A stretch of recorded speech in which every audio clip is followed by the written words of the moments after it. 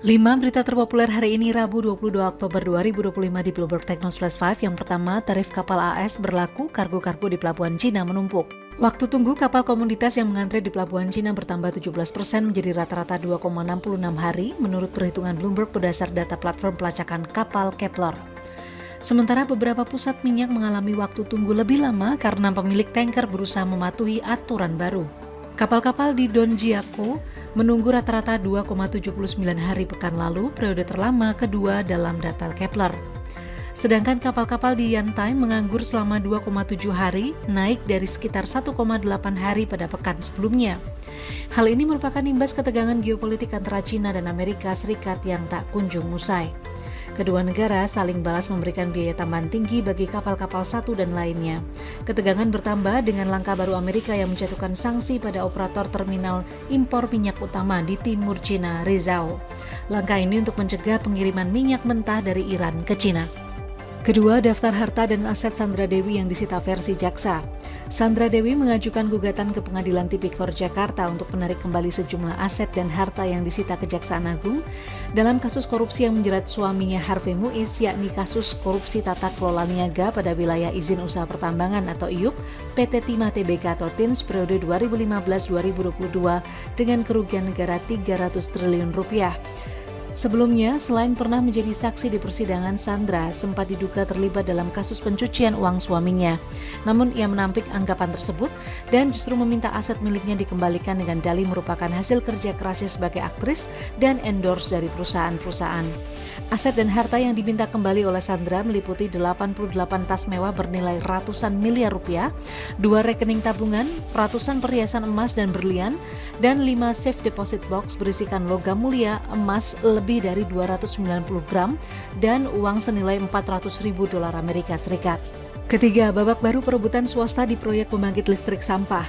BPI dan Antara menyebut ada 120 perusahaan yang telah menyatakan berminat pada 10 proyek tahap awal PLTSA yang lelangnya baru akan dibuka bulan depan.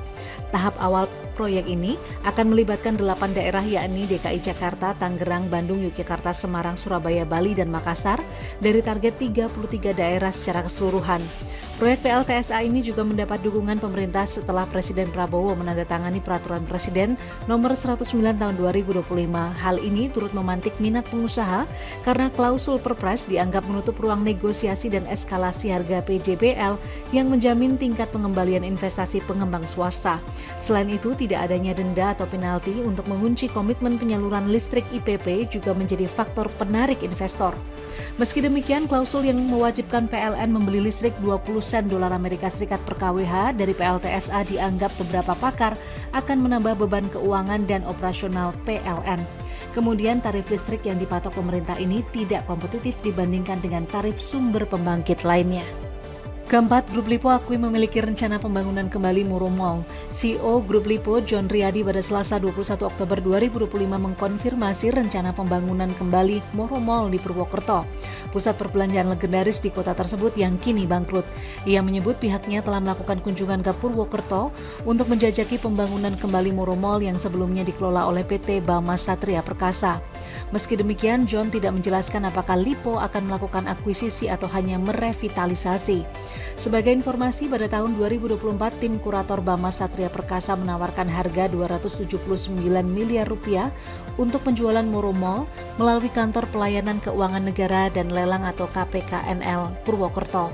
Sementara sebelumnya Bupati Banyumas Sadewo Trilastiono mengatakan ia telah memfasilitasi investor dengan pihak terkait rencana pembangunan kembali Moro Mall. Ia juga menyatakan kini investor tersebut tengah melakukan proses negosiasi. Kelima, ESDM, SPBU swasta deal beli BBM Pertamina bisa segera eksekusi. Menteri ESDM Bahlil Lahadalia mengklaim beberapa operator SPBU swasta akhirnya sepakat membeli base fuel dari PT Pertamina. Bahlil menyebut negosiasi jual beli BBM dasaran tersebut murni dilakukan secara bisnis to bisnis atau B2B antara Pertamina dengan badan usaha hilir migas swasta. Meski demikian, Bahlil menyatakan tidak tahu SPBU swasta mana yang telah sepakat karena B2B. Ditemui secara terpisah, Wakil Menteri ESDM Yulio Tanjung juga mengindikasikan pembelian tersebut telah disepakati. Namun pernyataan kedua petinggi ESDM ini sedikit bertolak belakang dengan penjelasan PT Pertamina Patraniaga atau PPN sebelumnya. Melalui PJ Corporate Secretary Pertamina Patraniaga Robert Dumatubun, negosiasi jual beli base fuel dengan BU Hilir Migas Swasta justru masih dalam tahap pembahasan aspek teknis spesifikasi BBM dasaran dan aspek komersialnya.